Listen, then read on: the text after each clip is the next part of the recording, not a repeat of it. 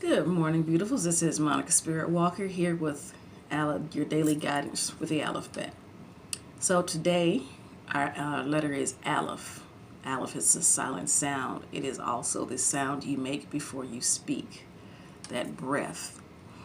The overall reading for today is speaking about your spiritual practice and maintaining your spiritual yoke.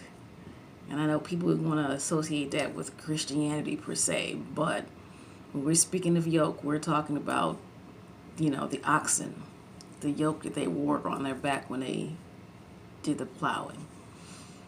Part of being a spiritual person, whether you're religious, spiritual, or however you want to call yourself, is that there are certain guidelines that need to be followed, whether they are guidelines from your religious text, whether they're things your ancestors have told you, whether they are things that you've been passed down to you from your deities that you should and should not be doing. This is what we're talking about, your spiritual yoke and continuing that work. Aleph is really a gentle reminder today to maintain your spiritual yoke. If you are supposed to, do prayer every day, then you need to do your prayers. If there's meditation, if there's altar care you need to take care of, if you have to feed your ancestors, your deities, things like that, if you have guidelines as, like right speech that you have to maintain and not doing Lashon Hara, which is gossip. These are the things that this Aleph is telling us today that we need to remember and live within that spiritual yoke.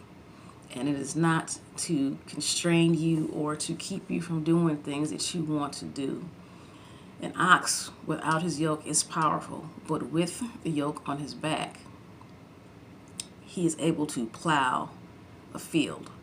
It is because that energy he has is focused, it's laser focused, and that is the purpose of our spiritual practices, of that yoke, those rules and guidelines that we have, is to focus us into one thing so that our energy is focused and pinpointed in whatever we're working on, whatever we request, whatever we're doing.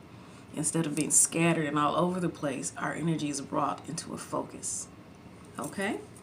And I've been gone for 2 days, and it was appropriate that this morning that was the letter I pulled as a gentle reminder to me and to many of you out there who maybe were slacking some or decided to take a day, or we got so busy in things that, our day was disordered by jumping into the day instead of doing our morning practices, that we need to, remember to do those things because it does help you focus your day.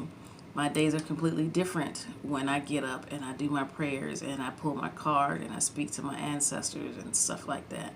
The energy of my day is completely different. So it's just a reminder, a gentle one, to remember to keep your practice, and that it's not a burden. It is, the purpose is to focus your energy and focus what you're doing so that you can achieve the things that you want to.